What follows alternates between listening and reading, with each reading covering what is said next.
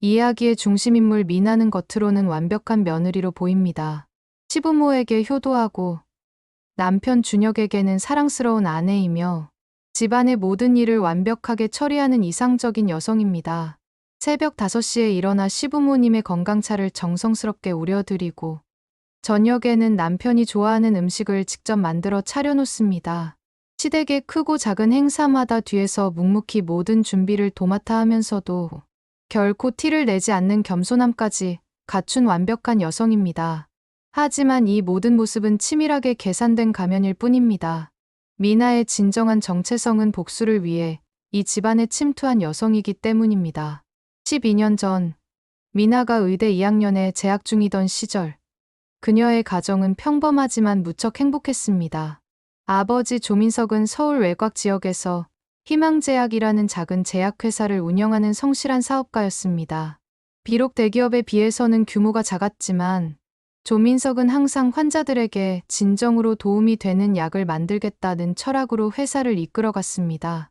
특히 그가 개발에 몰두하고 있던 것은 희귀질환 치료제였는데 큰 수익은 기대할 수 없지만 고통받는 환자들을 위해서라면 기꺼이 투자할 가치가 있다고 믿었습니다. 어머니 이소영은 남편의 회사 근처에서 작은 약국을 운영하는 약사였습니다. 이소영은 단순히 약을 판매하는 것이 아니라 동네 주민들의 건강 상담사 역할까지 해주는 따뜻한 마음씨를 가진 사람이었습니다. 약은 단순한 상품이 아니라 사람의 생명을 살리는 도구라는 것이 그녀의 신념이었습니다. 미나는 그런 부모님 아래서 자라며 자연스럽게 의학에 관심을 갖게 되었습니다. 어릴 때부터 나도 아빠, 엄마처럼 사람들을 돕는 일을 하고 싶어요 라고 말하던 미나는 부모님의 전폭적인 지원 속에서 의과대학에 진학할 수 있었습니다. 조민석과 이소영은 딸의 꿈을 응원하며 우리 미나가 훌륭한 의사가 되어서 더 많은 사람들을 도울 수 있을 거야 라며 자랑스러워했습니다. 주말이면 가족 3명이 함께 등산을 가거나 박물관을 구경하며 보내는 시간들이 미나에게는 세상에서 가장 소중한 추억이었습니다. 조민석은 딸에게 항상 이렇게 말했습니다. 미나야, 세상에서 가장 중요한 건 사람과 사람 사이의 신뢰란다. 그 신뢰를 배신하는 사람은 결코 되지 말아라. 하지만 이런 평범하고 행복한 일상은 현재 미나의 시아버지인 박 회장의 탐욕으로 인해 산산조각이 나버렸습니다. 당시 박 회장은 국내 최대 규모의 대한제약그룹을 운영하며医약품 유통시장을 완전히 독점하려 했습니다. 그는 이미 시장의 70% 이상을 장악하고 있었지만 여전히 만족하지 않았습니다. 박 회장의 눈에는 조민석의 희망제약 같은 중소 제약회사들이 자신의 완전한 시장 지배를 방해하는 걸림돌로 보였습니다. 특히 조민석이 개발하고 있던 희귀질환 치료제는 박 회장이 계획하고 있던 신약, 독점 전략의 큰 변수가 될 수 있었습니다. 어느 날 박 회장은 정중한 어조로 조민석에게 전화를 걸었습니다. 조 사장님, 안녕하세요. 대한제약그룹의 박 회장입니다. 한번 뵙고 좋은 이야기를 나누고 싶은데 시간을 내주실 수 있을까요? 조민석은 놀라면서도 기뻐했습니다. 업계 최고의 인물이 자신 같은 소규모 사업자에게 먼저 연락을 해온 것이었기 때문입니다. 만남 자리에서 박 회장은 달콤한 미소를 지으며 이렇게 제안했습니다. 조 사장님, 우리가 손을 잡으면 의료계에 정말 큰 변화를 일으킬 수 있습니다. 특히 사장님께서 개발하고 계신 희귀질환 치료제, 저희가 함께 임상시험부터 유통까지 전 과정을 책임져 드릴게요. 이번 신약 개발 프로젝트 함께 해보시죠. 조민석은 이 제안에 크게 감동했습니다. 그는 아내 이소영에게 들뜬 목소리로 말했습니다. 여보, 박 회장님께서 우리 회사와 손잡고 싶어 하셔. 이번 기회에 우리 신약이 정말 많은 환자들에게 도움을 줄 수 있을 것 같아. 이소영도 남편의 기쁨에 함께 웃으며 대답했습니다. 정말 잘 됐네요. 당신이 그동안 얼마나 이 약 개발에 정성을 쏟았는지 제가 누구보다 잘 아는데 드디어 빛을 볼 수 있겠네요. 하지만 박 회장의 제안은 겉으로는 달콤했지만 실제로는 치명적인 함정이 도사리고 있는 계약이었습니다. 계약서의 복잡한 조항들 사이사이에는 조민석에게 불리한 내용들이 교묘하게 숨어 있었습니다. 임상시험 실패 시 모든 손실을 조민석이 부담하게 하는 조항, 개발 과정에서 발생하는 추가 비용에 대한 일방적인 부담 조항, 그리고 계약 해지 시 막대한 위약금을 물어야 하는 조항들이 법률 전문 용어로 포장되어 있었습니다. 의학에는 전문가였지만 법률에는 문외한이었던 조민석은 이런 함정들을 전혀 알아차리지 못했습니다. 조민석은 박 회장에 대한 신뢰와 딸의 미래에 대한 희망을 품고 계약서에 서명했습니다. 박 회장님을 믿겠습니다. 우리 가족의 모든 것을 걸고 이 신약 개발에 투자하겠습니다. 우리 미나도 의사가 되면 이런 좋은 일에 함께할 수 있을 거예요. 박 회장은 그런 조민석을 보며 속으로 비웃었지만 겉으로는 여전히 친근한 미소를 지었습니다. 조 사장님의 그런 마음가짐이야말로 진정한 의료인의 정신이죠. 꼭 성공시켜 보겠습니다. 하지만 임상시험이 시작되자마자 박 회장의 태도는 180도 달라졌습니다. 그는 냉정한 목소리로 조민석에게 말했습니다. 조 사장, 계약서, 조건부를 다시 한번 자세히 확인해 보세요. 최근 시장 상황이 많이 변했고 규제도 강화되었으니 당연히 투자 비율과 리스크 분담도 재조정해야겠죠. 이건 비즈니스니까 감정적으로 생각하지 마시고. 조민석은 황당했지만 이미 계약서에 서명한 상황에서 어쩔 수 없었습니다. 박 회장은 계속해서 추가 투자를 요구했고 조민석은 회사의 모든 자산은 물론 개인 재산까지 담보로 제공해야 했습니다. 결국 조민석의 희망제약은 막대한 개발비 손실을 입게 되었고 빚더미에 앉아 파산 절차를 밟게 되었습니다. 극심한 스트레스와 배신감, 그리고 가족에 대한 미안함이 조민석을 짓눌렀습니다. 그는 매일 밤술을 마시며 자책했습니다. 내가 박 회장을 믿고 가족을 이 꼴로 만들었구나. 미나 학비는 어떻게 하지? 여보한테 뭐라고 말하지? 어느 날 밤, 극도의 스트레스로 인한 급성 심장마비가 조민석을 덮쳤습니다. 병원에 실려간 그는 의식을 잃기 직전 이소영의 손을 붙잡고 말했습니다. 여보, 미나만은 꼭 의사로 만들어줘. 그것이 조민석의 마지막 말이었습니다. 남편을 잃은 이소영은 절망에 빠졌습니다. 빚에 허덕이며 약국마저 문을 닫아야 하는 상황에서 그녀는 미나의 학비를 마련하기 위해 온갖 일을 다했습니다. 밤에는 청소 일을, 낮에는 식당에서 설거지를 하며 버텼지만 현실은 너무 가혹했습니다. 정신적 충격과 과로가 겹친 이소영은 점점 우울증에 빠져들었고 결국 자살이라는 극단적인 선택을 하게 되었습니다. 임종 직전 미나의 손을 꼭 잡으며 눈물로 말했습니다. 미나야, 엄마가 정말 미안해. 너를 이렇게 혼자 남겨두게 되어서. 하지만 너만은 꼭 살아남아서 아빠의 꿈을 이어가면서 행복하게 살아야 해. 엄마와 아빠가 하늘에서 지켜볼게. 부모의 연이은 죽음을 겪은 미나는 하루아침에 고아가 되었습니다. 장례식장에서 조문객들이 참 안타까운 일이야. 박 회장이 너무했지라고 수군거리는 소리를 들으며 미나는 마음속 깊은 곳에서 타오르는 분노를 느꼈습니다. 부모님의 영정사진 앞에서 미나는 눈물을 훔치며 조용히 하지만 단호하게 다짐했습니다. 아빠, 엄마, 저 박 회장이 저희 가족에게 한 일을 세상이 다 알게 할 거예요. 그리고 그가 저희 가족을 파멸시킨 것처럼 그의 가족도 똑같이 무너뜨릴 거예요. 이 원수는 제가 반드시 갚을게요. 부모의 죽음으로부터 8년이 흐른 후 성인이 된 미나는 더 이상 그날의 무력한 소녀가 아니었습니다. 그녀는 의학 공부를 포기하지 않았습니다. 오히려 부모님의 유지를 받들어 더욱 치열하게 학업에 매진했고 결국 의과대학을 졸업하고 의사 면허를 취득했습니다. 하지만 그녀의 진정한 목표는 환자를 치료하는 것이 아니었습니다. 미나에게 의학 지식은 박 회장 가문에 접근하기 위한 도구일 뿐이었습니다. 미나는 복수를 위한 치밀한 계획을 세우기 시작했습니다.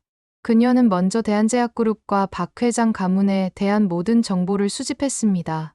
회사의 조직도부터 시작해서 주요 임원들의 성향, 거래처 현황, 재정 상태는 물론이고 박 회장의 개인적인 취미와 습관까지 샅샅이 파헤쳤습니다. 그녀는 도서관에서 수많은 의료계 잡지와 신문 기사들을 뒤져가며 박 회장이 참석하는 모든 공식 석상의 기록을 수집했습니다. 심지어 박 회장이 자주 가는 골프장의 멤버십 리스트까지 조사했습니다.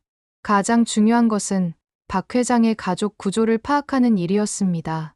미나는 박 회장에게 두 아들이 있다는 것을 알게 되었습니다. 첫째 아들 준혁은 미국에서 신경외과 전문의 과정을 밟고 있었고, 둘째 아들 준호는 경영학을 전공하며 가업을 이어받을 준비를 하고 있었습니다. 미나는 이 중에서도 특히 준혁에게 주목했습니다. 준혁은 아버지와 달리 순수하고 이상주의적인 성향이 강했으며 의료계에 몸담고 있어 미나가 접근하기에 가장 적합한 대상이었습니다. 준혁이 바로 내 열쇠야. 미나는 혼잣말로 중얼거렸습니다. 그를 통해서 저 가문의 중심부로 들어갈 수 있어. 미나는 준혁의 생활 패턴을 철저히 조사했습니다. 그녀는 준혁이 매주 토요일 오전 9시에 한강공원에서 조깅을 한다는 것을 알아냈고, 그가 자주 가는 카페와 서점의 위치까지 파악했습니다. 준혁이 클래식 음악을 좋아하며 특히 바흐의 작품에 심취해 있다는 것도 알게 되었습니다. 그는 매달 첫째 주 일요일마다 예술의 전당에서 열리는 클래식 콘서트에 거의 빠지지 않고 참석했습니다. 의외로 예술적 취향이 있는 남자네. 미나는 준혁의 프로필을 정리하며 생각했습니다. 의사이면서도 인문학적 소양이 깊고 무엇보다 아버지와는 다른 성향을 가지고 있어. 이런 타입의 남자라면 내 계획에 더욱 유리할 것 같아. 미나는 준혁이 참여하는 의료진 자원봉사 활동에도 관심을 기울였습니다. 준혁은 매월 넷째 주 토요일마다 무료 진료 봉사활동에 참여했고, 의료계 내 여러 학술 모임에도 적극적으로 참석했습니다. 특히 미래의학 연구회라는 젊은 의료진들의 스터디 그룹에서 활발히 활동하고 있었습니다. 자원봉사의 학술 활동까지. 정말 모범적인 의사네. 미나는 씁쓸하게 웃었습니다. 아버지와는 정반대야. 이런 선량한 사람을 이용해야 한다니. 하지만 선택의 여지가 없어. 준혁에게 접근하기 위해 미나는 자신을 완전히 재창조했습니다. 그녀는 먼저 외모부터 바꿨습니다. 긴 머리를 어깨 정도의 단발로 자르고 화장법도 자연스럽고 지적인 이미지를 연출하도록 바꿨습니다. 의상 또한 세련되면서도 품격 있는 스타일로 통일했습니다. 미나는 거울 앞에 서서 다양한 표정을 연습했습니다. 자연스러운 미소, 진심 어린 관심의 표현, 겸손한 고개 숙임까지 모든 것이 계산된 것이었습니다. 더욱 중요한 것은 내면의 준비였습니다. 미나는 클래식 음악에 대해 깊이 공부했습니다. 바흐의 전 작품을 들어보고 각 작품의 배경과 특징을 암기했습니다. 또한 의료계의 최신 동향과 학술 논문들도 꾸준히 읽어나갔습니다. 준혁과의 대화에서 어떤 주제가 나와도 자연스럽게 호응할 수 있도록 철저히 준비했습니다. 이제 준혁 앞에서는 완전히 다른 사람이 되어야 해. 미나는 마음속으로 다짐했습니다. 조민석의 딸 조미나가 아니라 그가 사랑에 빠질 수 있는 이상적인 여성 미나가 되어야 해. 미나는 자신의 과거사도 완전히 새로 만들어냈습니다. 부모님은 교통사고로 일찍 세상을 떠났고 자신은 친척의 도움으로 의과대학을 졸업했다는 설정을 만들었습니다. 이 이야기에는 적당한 감정적 여운이 있으면서도 너무 비참하지는 않아서 준혁의 동정심을 자극하면서도 부담을 주지 않는 수준이었습니다. 모든 준비가 완료되자 미나는 드디어 준혁과의 첫 만남을 연출했습니다. 그녀는 미래의학 연구회에서 주최하는 의료진 자선 행사에 참석했습니다. 이 행사는 의료진들이 모금을 통해 저소득층 환자들을 지원하는 뜻깊은 행사였고, 준혁도 매년 빠지지 않고 참석하는 행사였습니다. 미나는 행사장에서 준혁을 발견했습니다. 그는 다른 의사들과 진지하게 의료 정책에 대해 토론하고 있었습니다. 의료는 단순한 서비스업이 아니라 사회적 책임을 지는 공공재적 성격이 강해야 한다는 준혁의 목소리가 미나의 귀에 들렸습니다. 그 순간 미나는 아버지 조민석의 모습이 겹쳐 보이는 것을 느꼈습니다. 아버지도 똑같은 신념을 가지고 있었습니다.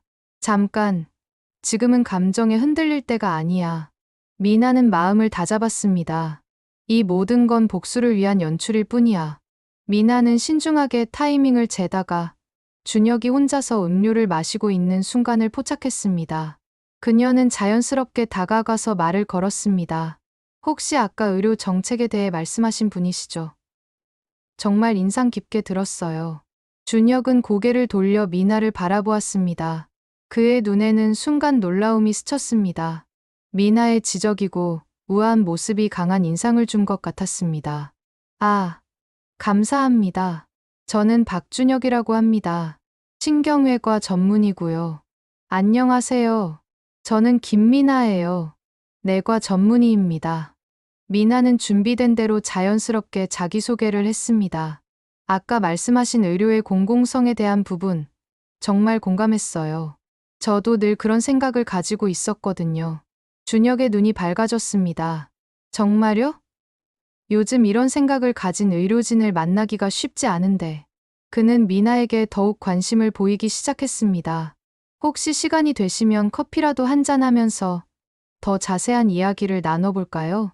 미나는 내심 만족했지만 겉으로는 겸손한 미소를 지었습니다. 네, 좋아요. 저도 선배님과 더 많은 이야기를 나누고 싶어요. 첫 만남 이후 미나와 준혁의 관계는 미나의 계획대로 순조롭게 발전했습니다. 준혁은 미나의 지적이고 따뜻한 매력에 점점 빠져들었고, 미나는 그런 준혁의 마음을 교묘하게 조종했습니다.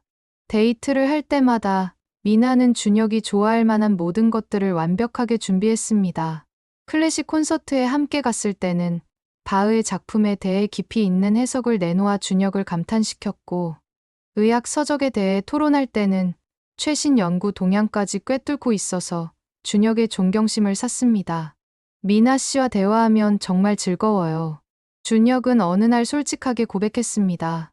이렇게 많은 공통점을 가진 사람을 만난 게 처음이에요. 마치 제 반쪽을 찾은 것 같아요. 미나는 그런 준혁을 바라보며 복잡한 감정을 느꼈습니다. 이 모든 것이 계획된 연기였지만 준혁의 순수함과 진심은 진짜였습니다. 이런 좋은 사람을 내가 이용하고 있다니. 하지만 미나는 곧 마음을 굳게 먹었습니다. 아니야. 이것도 모두 박 회장 때문이야. 그가 우리 가족을 파멸시키지 않았다면 이런 일은 없었을 거야. 교제 6개월 후 준혁은 미나에게 프로포즈했습니다. 미나야, 나와 결혼해 줄래? 당신과 함께라면 정말 행복한 가정을 만들 수 있을 것 같아요. 미나는 눈물을 글썽이며 고개를 끄덕였습니다. 하지만 그 눈물이 기쁨인지 죄책감인지 그녀 자신도 확실하지 않았습니다. 네, 준혁 씨, 저도 당신과 함께하고 싶어요. 이제 복수의 2단계가 시작될 때였습니다. 미나는 드디어 박 회장 가문의 내부로 들어갈 수 있게 되었습니다. 결혼 후 박 회장 가문의 일원이 된 미나는 본격적인 침투 작전을 시작했습니다. 그녀는 처음 몇 개월간은 완벽한 며느리 역할에만 집중했습니다. 새벽 5시에 일어나 시부모의 건강차를 정성스럽게 우려드리고 시어머니가 좋아하는 전통 음식들을 직접 만들어 드렸습니다. 집안의 크고 작은 행사마다 뒤에서 묵묵히 모든 준비를 도맡아 처리했습니다. 우리 며느리 정말 대단해. 시어머니는 친구들에게 자랑하곤 했습니다. 의사면서도 집안일을 이렇게 완벽하게 해내다니. 정말 하늘이 내려준 며느리 같아요. 박 회장 역시 미나에게 점점 호감을 표했습니다. 준혁이가 정말 좋은 사람을 만났구나. 의료계 인맥도 있고 집안일도 완벽하게 해내고 우리 가문의 큰 자산이 될 것 같아. 그는 미나를 회사의 중요한 의료진 만남에도 동행시키기 시작했습니다. 미나는 이런 신뢰를 바탕으로 서서히 가문의 핵심부에 접근해 나갔습니다.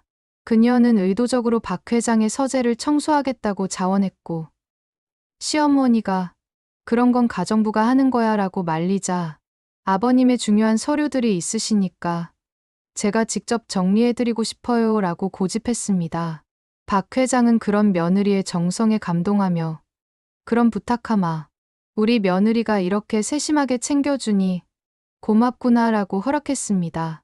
박 회장의 서재에서 미나는 마침내 12년 전 그 악랄한 계약서를 발견했습니다. 서류함 깊숙한 곳에 보관되어 있던 희망제약. 신약개발 협력 계약서를 보는 순간 미나의 손은 심하게 떨렸습니다. 그 낡은 종이 위에는 아버지 조민석의 서명이 또렷하게 남아 있었습니다. 아버지가 마지막 희망을 걸고 서명했던 그 순간이 생생하게 떠올랐습니다. 드디어 찾았다. 미나는 눈물을 흘리며 중얼거렸습니다. 아빠, 이제 진실을 밝힐 수 있어요. 하지만 계약서만으로는 부족했습니다. 미나는 더 많은 증거가 필요하다는 것을 알고 있었습니다. 그녀는 박 회장의 일정을 파악하여 그가 외출한 틈을 이용해 서재를 더 자세히 수색했습니다. 오래된 녹음기와 사진기들, 그리고 수많은 기밀 서류들이 담긴 비밀 금고까지 발견했습니다. 금고를 열기 위해 미나는 몇 주에 걸쳐 박 회장의 행동 패턴을 관찰했습니다. 그가 자주 사용하는 숫자 조합들을 암기했고, 결국 시어머니의 생일 조합으로 금고를 열 수 있었습니다. 그 안에는 미나가 상상했던 것보다 훨씬 더 충격적인 자료들이 가득했습니다. 이렇게나 많은 사람들을 속였다니. 미나는 서류들을 하나하나 확인하며 경악했습니다. 희망제약 사건은 빙산의 일각에 불과했습니다. 박 회장은 지난 20년간 수십 개의 중소제약회사들을 같은 방식으로 파멸시켜왔던 것입니다. 미나는 이제 더욱 체계적으로 증거를 수집하기 시작했습니다. 그녀는 박 회장이 집에서 술에 취해 과거를 자랑스럽게 늘어놓는 습관이 있다는 것을 발견했습니다. 어느 날 밤, 박 회장이 평소보다 많이 취한 상태에서 준혁에게 과거 무용담을 이야기하는 순간을 미나는 놓치지 않았습니다. 준혁아, 아빠가 어떻게 이 회사를 이렇게 크게 키웠는지 알아? 박 회장은 술잔을 기울이며 말했습니다. 경쟁자들을 하나씩 정리해 나간 거지. 특히 그 조민석이라는 놈. 하하, 신약 개발비를 모두 날려버리게 만들었을 때 얼마나 통쾌했는지 몰라. 미나는 부엌에서 이 대화를 몰래 녹음했습니다. 그녀의 가슴은 분노로 타올랐지만 겉으로는 아무것도 모르는 척 차를 준비해서 내어드렸습니다. 아버님, 차 드세요. 숙취에 좋은 헛개차예요. 고맙다. 우리 며느리야. 박 회장은 미나를 보며 흐뭇하게 웃었습니다. 너처럼 착한 며느리 둔 게 내 복이야. 그 순간 미나는 가슴이 찢어지는 것 같았습니다. 아버지를 파멸시킨 장본인이 자신을 착하다고 칭찬하고 있는 상황이 너무나 아이러니했습니다. 하지만 그녀는 미소를 잃지 않았습니다. 과찬이세요, 아버님.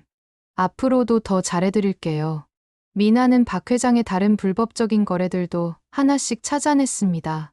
의약품 가격 담합의 구체적인 증거, 임상시험 데이터를 조작한 내부 지시 문서, 보건당국 관료들에게 제공한 뇌물 목록까지 모든 것을 복사해서 안전한 장소에 보관했습니다. 그녀는 또한 박 회장과 거래했던 다른 피해자들의 연락처도 확보했습니다. 증거 수집과 동시에 미나는 집안의 경제적 권한도 서서히 장악해 나갔습니다. 그녀는 의료계 인맥을 활용해 시아버지의 사업에 실질적인 도움을 주기 시작했습니다. 새로운 의료기기 도입건에서 좋은 조건을 이끌어내고 중요한 의료진들과의 네트워킹도 주선했습니다. 우리 며느리 덕분에 정말 많은 도움을 받고 있어. 박 회장은 주변 사람들에게 자랑했습니다. 의료계에서 이런 인맥을 가진 사람을 만나기가 쉽지 않은데 정말 천운이야. 미나는 이런 신뢰를 바탕으로 회사의 주요 거래처들과도 직접 관계를 구축했습니다. 그녀는 시아버님을 대신해서라는 명목으로 중요한 의료기관들의 책임자들과 개인적인 관계를 만들어갔습니다. 이들은 나중에 진실이 밝혀졌을 때 박 회장으로부터 등을 돌리는 중요한 세력이 될 것이었습니다. 특히 미나는 시어머니로부터 가게 관리 권한을 넘겨받는데도 성공했습니다. 어머님, 제가 경제적인 부분도 도와드릴게요. 의료비 지출 같은 것들을 제가 더 효율적으로 관리할 수 있을 것 같아요. 시어머니는 우리 며느리가 이렇게까지 세심하게 챙겨주니 정말 고마워라며 기꺼이 권한을 넘겨주었습니다. 모든 증거 수집과 내부 장악이 완료되자 미나는 복수 실행의 완벽한 타이밍을 기다렸습니다. 그 기회는 박 회장의 회사 창립 30주년 기념 파티에서 찾아왔습니다. 의료계의 모든 주요 인사들과 언론이 참석하는 대규모 행사였습니다. 이보다 더 완벽한 무대는 없었습니다. 파티 당일 미나는 평소와 다름없이 완벽한 며느리의 모습으로 행사를 도왔습니다. 하지만 그녀의 가방 안에는 12년간 준비해온 복수의 칼날들이 고스란히 들어있었습니다. 녹음 파일, 계약서 사본, 각종 증거 서류들, 그리고 피해자들의 연락처가 담긴 명단까지. 오늘이 바로 그날이야. 미나는 마음속으로 중얼거렸습니다. 아빠, 엄마, 이제 정의가 실현될 거예요. 축하 연설을 위해 마이크 앞에 선 미나의 손에는 떨림이 없었습니다. 12년간 준비해온 이 순간, 그녀는 마침내 진실의 칼날을 뽑아들 준비가 되어 있었습니다. 창립 30주년 기념 파티장은 화려한 조명과 축하 인사들로 가득했습니다. 의료계의 거물들과 정치인, 언론인들이 모인 가운데 박 회장은 만족스러운 미소를 지으며 사람들과 인사를 나누고 있었습니다. 미나는 평소와 다름없이 우아한 모습으로 시어머니 옆에서 손님들을 응대했습니다.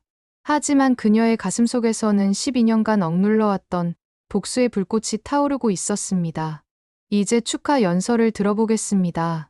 우리 며느리 미나가 특별한 이야기를 준비했다고 하니 기대해주세요. 박 회장이 마이크를 미나에게 건네며 환하게 웃었습니다. 참석자들은 박수를 치며 미나를 바라보았습니다. 모든 사람들이 따뜻하고 감동적인 가족 이야기를 기대하고 있었습니다.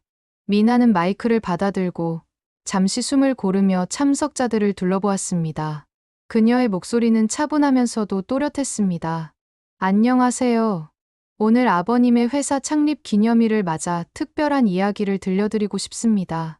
박 회장이, 오, 그래?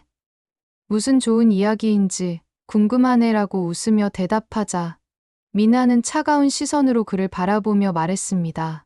12년 전 한 가족의 이야기예요. 순간 파티장의 분위기가 미묘하게 변했습니다. 미나의 목소리에 담긴 차가운 기운을 눈치챈 사람들이 하나둘씩 조용해지기 시작했습니다. 12년 전 아버님께서는 조민석이라는 사람을 기억하시나요? 미나의 질문에 박 회장의 얼굴이 순간 굳어졌습니다. 그 이름을 듣는 순간 그는 무언가 불길한 예감을 느꼈습니다. 미나는 더욱 또렷하게 말을 이어갔습니다. 서울 외곽에서 희망제약이라는 작은 제약회사를 운영하며 희귀질환 치료제 개발의 꿈을 가졌던 그 사람 말입니다. 참석자들 사이에서 웅성거림이 일어나기 시작했습니다.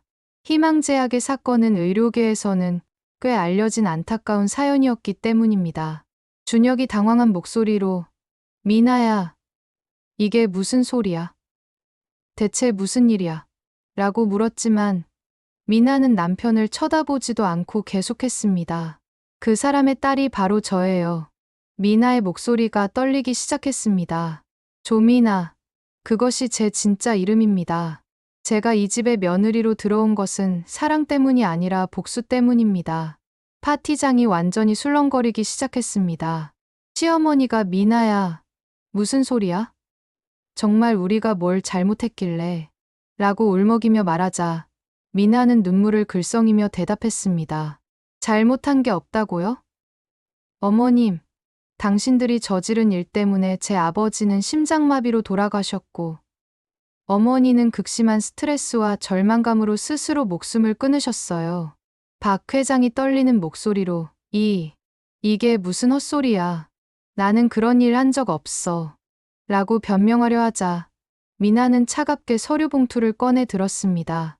헛소리라고요. 그럼 이건 어떻게 설명하시겠어요? 미나는 12년 전 아버지가 서명했던 그 계약서를 높이 들어 보였습니다. 이것은 아버님께서 제 아버지와 체결했던 신약 개발 계약서입니다. 겉으로는 협력 계약이었지만 실제로는 저희 가족을 파멸로 이끄는 함정이었죠. 참석자들이 웅성거리며 서류를 바라보자 미나는 더욱 구체적으로 설명했습니다. 계약서의 구조 사항을 보세요. 임상시험 실패 시 모든 손실을 저희 아버지가 부담하게 되어 있습니다. 15조에는 추가 비용에 대한 일방적 부담 조항이, 23조에는 계약 해지 시 막대한 위약금 조항이 숨어 있습니다. 그때 미나는 녹음기를 꺼내 재생 버튼을 눌렀습니다. 파티장의 박 회장의 목소리가 또렷하게 울려 퍼졌습니다. 그때 그 조민석이라는 놈을 어떻게 처리했는지 알아? 신약 개발비를 모두 날려버리게 만들었지. 하하. 박 회장의 얼굴이 새파랗게 질렸습니다. 참석자들은 충격에 빠져 서로를 바라보며 속삭였습니다. 미나는 감정을 억누르며 계속 말했습니다. 이뿐만이 아닙니다. 지난 20년간 아버님께서 같은 방식으로 파멸시킨 중소제약회사들의 목록입니다. 그녀는 두꺼운 서류 뭉치를 흔들며 보여주었습니다. 총 47개 업체, 무려 200여 명의 실업자, 그리고 15명의 사망자가 아버님의 탐욕으로 인한 피해자들입니다. 그 후의 상황은 미나가 예상했던 대로 전개되었습니다. 파티장은 아수라장이 되었고, 언론인들은 앞다투어 사진을 찍고 인터뷰를 요청했습니다. 의료계 거물들은 하나둘씩 자리를 떠나기 시작했고, 평소 박 회장에게 아부하던 사람들도 모른 척하며 등을 돌렸습니다. 다음 날부터 언론은 이 사건을 대대적으로 보도했습니다.